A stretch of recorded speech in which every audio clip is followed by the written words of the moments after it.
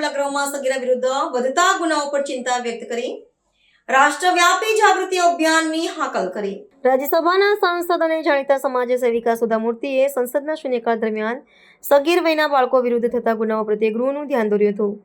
તેમણે અત્યંત મક્કમતા સાથે જણાવ્યું હતું કે વર્તમાન સમયમાં બાળકોની સુરક્ષા એ માત્ર કાયદાકીય વિષય નથી, પરંતુ સામાજિક નૈતિકતાનો પ્રશ્ન બની ગયો છે. સાંસદ મૂર્તિએ આંકડાકીય માહિતી અને અનુભવો ટાંકીને સ્પષ્ટ કર્યું કે સગીરો પ્રત્યે થતી હિંસા અને શોષણ અટકાવવા માટે સમગ્ર સમાજે એકજૂથ થઈને જાગૃત થવાની અનિવાર્યતા છે.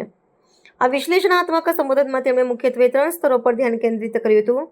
બાળકો, વાલીઓ અને વ્યાપક સમાજ. સુધા મૂર્તિના મતે બાળકોને તેમના અધિકારો અને અસુરક્ષિત સ્પર્શ વિશે શિક્ષિત કરવા જોઈએ, જ્યારે વાલીઓએ તેમના સંતાનો સાથે મુક્ત સંવાદ સાધનાની કળા કેળવણી જોઈએ. તેમણે તારણ કાઢ્યું હતું કે ઘણીવાર સામાજિક ડર અને જાગૃતિના અભાવે ગુનાઓ દબાઈ જાય છે, જે ગુનેગારોને વધુ પ્રોત્સાહન આપે છે. તેથી દરેક સ્તરે માહિતીનો પ્રસાર એ જ શ્રેષ્ઠ રક્ષણ છે.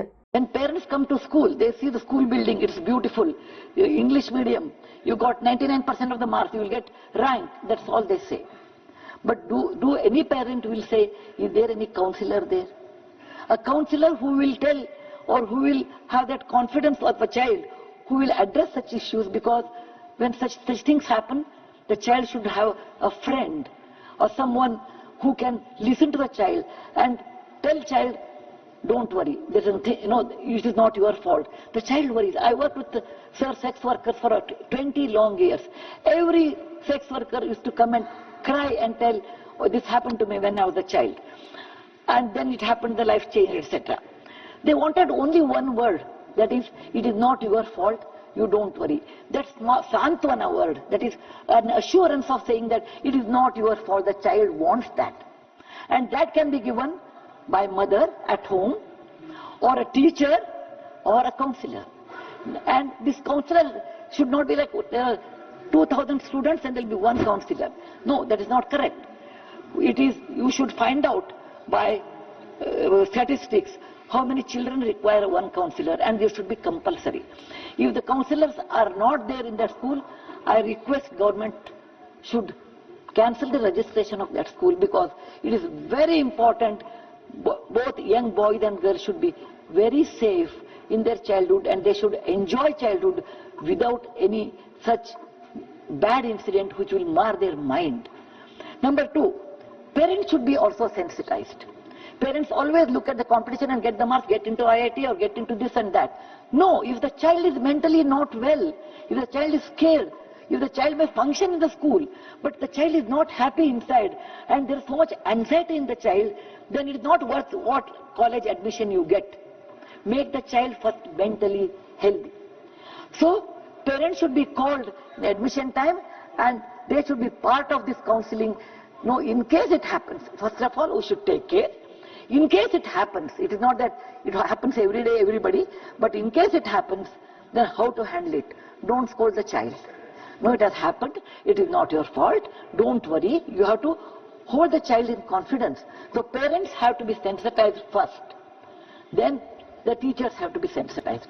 In their B.Ed education, school education, they get a B.Ed, Bachelor of Education. It is only physics, chemistry, creative art, etc. No. POSCO should be part of the Bachelor of Education. It is a must. The children should know the unusual behavior of the child in the school. Urinating in the class. No, they urinate in the class sometimes. They may be 7, 8 years old girls. And why it happens? Why the child is not smiling today? A child, teacher is paid only not for the education, even to the behavior of the child it happens. The teachers should take the child and talk to the child. And if she is not able to solve this one, they should go to the counselor along with the parents, making doubly sure and sure that nothing is wrong with you. It just happened and it will not happen again. That assurance should be given. So parents have to be sensitized. In a B.Ed education, this education, you should have this course for the teacher. And every year it should be renewed.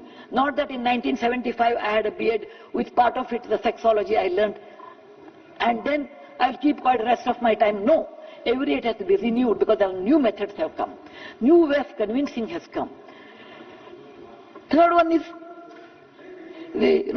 NEP 2020 has mandated social, economical condition of the child should be very good.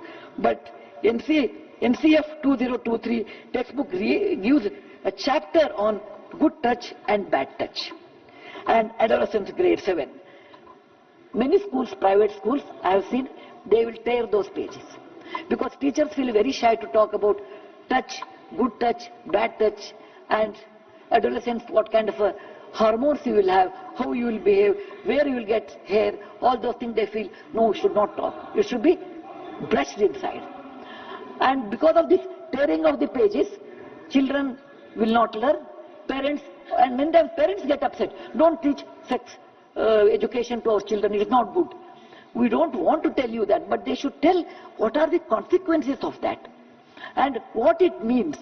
You know, we are a closed society. We don't open it. But please open at least, not to the public, at least to mother, teacher and counselor. This is a must actually. Next one is, you know, this is when child is molested, it is not only mother's or the teacher's zone, or there are instances, maybe 60% of the instances, where you leave the child with a male member like your security guard, like your driver or your cook. They are taken on a contract basis without verification. They should be sensitized in their organization. Look, if you do all these things, for any touch, for every touch there is a kind of a penalty, not penalty, a kind of a jail term is there. And that should be taught to them. Look, if you misbehave, these are the things.